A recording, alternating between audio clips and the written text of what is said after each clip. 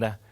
자, 지난달부터 수두와 유행성 이하 선염, 일명 이 볼거리 환자가 크게 늘면서 감염병 주의보가 발령됐습니다. 수두와 볼거리 모두 면역력이 약한 어린이가 잘 걸리는 만큼 예방접종은 물론이고 유생에 각별한 주의가 필요한데 수두와 볼거리 예방법에 대해서 정진원 중앙대병원 감염내과 교수와 자세한 이야기 나눠보도록 하겠습니다. 네, 안녕하십니까? 네, 안녕하세요. 반갑습니다. 자, 최근에 유독 수두와 볼거리 발생이 증가하고 있습니다. 이럴 때일수록 각별한 주의가 필요한데요. 먼저 시청자분들이 이해를 돕기 위해서 수두, 볼거리 어떤 병입니까? 네, 수두와 볼거리는 호흡기로 전염되는 전염성 바이러스성 감염병입니다. 두 개의 증상은 다르지만 만약 감염되는 경로는 호흡기 감염으로 되는 바이러스고 이런 바이러스에 감염이 되면 각각 특징적인 임상 증상을 발생하게 됩니다. 지금 이게 걱정이 아이들에게 걸리니까 걱정인데 저 같은 경우는 수두에 걸려보거나 볼거리, 수두 주변에서 본 적이 없습니다. 그래서 이게 초기에 어떤 증상이 나타나지 궁금한데 우리 아이가 수두나 볼거리에 걸렸다면 바로 알 수 있는 방법 뭐가 있나요? 수두나 볼거리에 걸리면 글쎄 바로 알 수 있는 방법은 사실 쉽지 않고요. 네. 보통 초기 증상은 열성 바이러스성 질환이기 때문에 열나는 게 제일 첫 번째 증상이고요. 하루 이틀이 지나면서 이제 수두나 볼거리에 특징적인 증상이 나타나게 됩니다. 수두 같은 경우는 이제 하루 이틀 열이 지나고 나면 이제 전신에 수포를 동반하는 발질성 피부 증상이 발생하는 게 특징적인 소견이 되겠고요. 볼거리 같은 경우는 열이 하루 이틀 나다가 이제 귀 밑에 우리 이하선이라고 얘기하는 귀 밑 침샘이 붓기 시작을 하면서 아이가 굉장히 통증을 호소하게 됩니다. 이런 증상을 애들이 호소하게 되면 우리가 볼거리다, 수두를 진단할 수 있습니다. 그렇군요. 자, 이 수두, 볼거리, 만 12세 이하 영유아가 많이 걸리지 않습니까? 이 나이대 영유아가 많이 걸리는 특별한 이유가 있습니까? 이 수두나 볼거리는 걸리거나 예방접종으로 항체를 형성하면 걸리지 않을 수 있는 질환입니다. 그만큼 아이들은 아직 면역력이 형성되지 않은 상태가 많고요. 예방접종을 아직 미처 받지 못한 연령이거나 또는 받았다 할지라도 항체가 충분히 생기지 않았거나 또 추가 접종이 필요한 경우 추가 접종을 하지 못하는 그 시기에 발생이 많기 때문에 이러한 12세 이하의 소아청소년에서 많이 발생을 합니다. 또 하나는 이런 소아청소년들이 이제 어린이집이나 또 학동기의 학교, 학원 이런 곳에서 이렇게 여러 명이 단체로 생활하는 것이 전염성 질환이기 때문에 이런 발생이 많은 원인 중에 하나입니다. 그렇군요.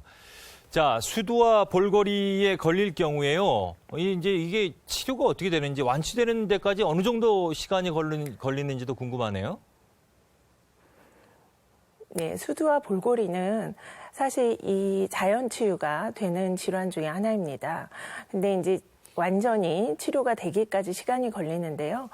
우리가 짧게는 일주일, 길게는 열흘 정도 지나면 자연 치유가 돼서 회복을 하게 됩니다. 네. 자, 자연 치유가 되더라도 이제 부모님들은 걱정이시지 않겠습니까? 그래서 병원에도 갈 텐데 치료는 어떻게 하는 겁니까? 약을 복용하는 건가요? 어떻게 하는 건가요? 우리가 보통 일반적으로 어린이에서 발생한 경우에는 특별히 합병증이 발생되지 않는 한은 특별히 이런 바이러스를 치료하는 항바이러스제 복용은 하지 않고요. 이제 성인에서 걸린 경우에는 합병증 발생률이 높기 때문에 저희가 항바이러스제 치료를 합니다. 이제 가려움증이 수두 같은 경우는 이제 아이들이 긁거나 이 딱지에 2차 감염이 되지 않도록 주의를 시키고 가려움증에 대한 대증요법을 시행하고요. 볼거리 같은 경우 통증이 심하면 이제 진통제와 이런 대증 치료를 하게 됩니다. 그렇군요.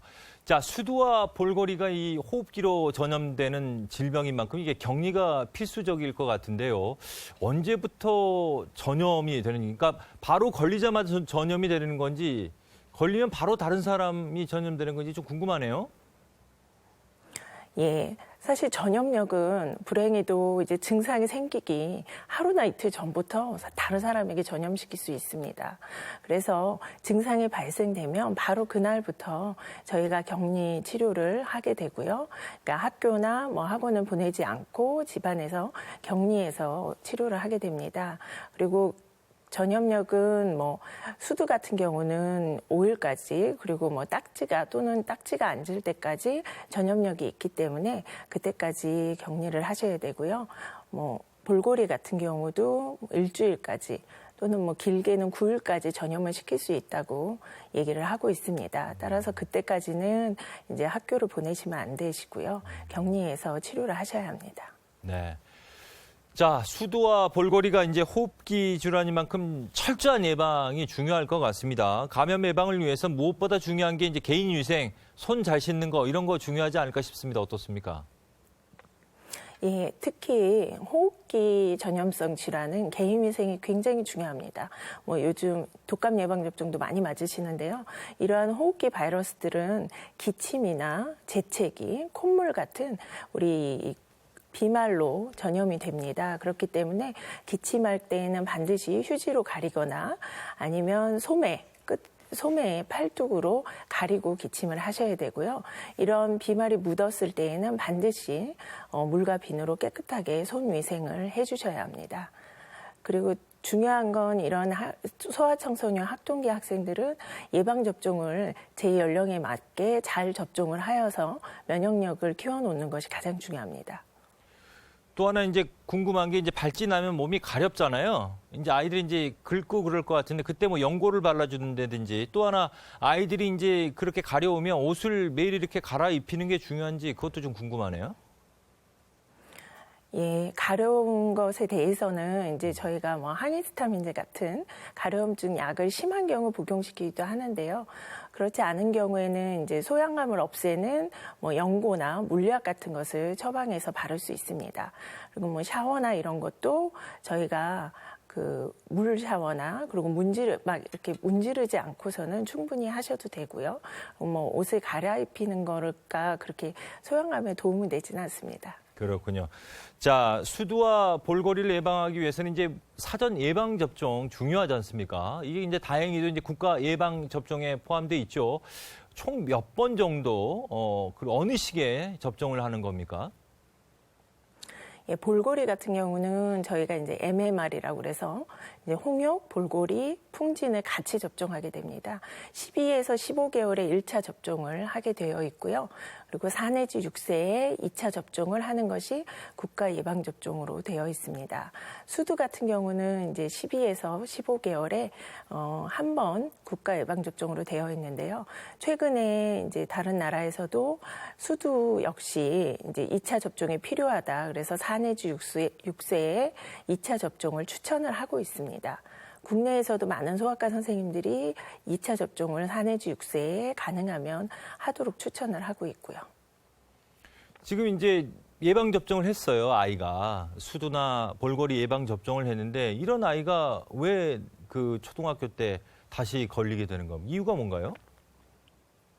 예, 예방접종을 했다고 해서 충분한 양의 항체가 모두 생기는 것은 아닙니다. 사람에 따라 차이가 있기 때문에 항체가 충분히 형성 못된 경우에 다 걸릴 수가 있는데요. 그래도 걸려도 예방접종을 하지 않은 경우보다 이제 경증으로 발생할 가능성이 많고요. 또 이제 이렇게 2차 접종이 필요한 경우에는 항체가가 이제 아이가 들면서 떨어지기 때문에 접종을 하는 건데 이때 요 사이에 걸리면 또 이제 노출이 되면 걸릴 수 있고요. 그래서 이제 추가 접종이 필요한 예방 접종은 반드시 그때에 맞춰서 해주시는 게 중요합니다. 네, 예방 접종을 하고 관리는 또 어떻게 해야 되나요? 예방 접종을 한 날은 뭐 특별히 뭐 수영장이나 뭐 사우나 같은 거 그런 물 안에 통목욕을 하지 않는 경우에는 그냥 일반적인 샤워나 뭐 머리 감기 이런 거 충분히 하여도 괜찮고요. 그리고 예방접종 한 날 뭐 하루나 이틀 정도 발열이 있을 수 있는데 그 이후에는 대부분 예방접종으로 인한 부작용은 호전되는 게 일반적이고요. 열이 지속되거나 예방접종 한 부위가 계속 붓거나 하시면 병원을 다시 방문해 주시는 것이 좋습니다. 네. 어찌됐건 수두나 이 볼거리에 걸리지 않으려면 무엇보다 이제 개인 위생 중요한데 우리가 감기 같은 경우도 면역력이 떨어졌을 때 걸리는 경우 많잖아요. 이 아이들 면역력 높이는 것도 중요할 것 같은데 어떻습니까? 예, 면역력을 높이는 방법은 뭐 많이 나와 있는데요. 실제 그것이 질병하고 직접적으로 연관되어서 알려져 있는 연구 같은 건 없지만 우리가 제철에 나온 영양분을 골고루 섭취하는 것과 적절한 운동을 해주는 것이 면역력을 높이는 데 도움이 되는 것은 잘 알려져 있는 사실이기 때문에 사실 그게 가장 중요하다고 할 수 있습니다. 네. 뭐 혹시 뭐 추천해 주실 만한 음식이나 이런 거 있나요? 지금 현 시기에요? 네, 아니요. 그런 거는 뭐 특별히 없고요. 예. 네네. 그냥 그 계절에 나오는 과일, 채소 이런 것들이 가장 중요하다고 얘기를 하고 있습니다. 예. 홍삼 먹으면 좀 좋아진다는 얘기도 있는데 그거 사실인가요? 어떻습니까? 실제로 홍삼을 먹으면 면역세포가 올라간다는 실험실적인 보고는 있습니다. 근데 이제 그게 사람에게서 실제 이렇게 실험한 데이터는 없지만 뭐 본인이 먹어서 좋다고 느끼면 그게 좋은 약이 아닐까 생각됩니다. 그렇군요.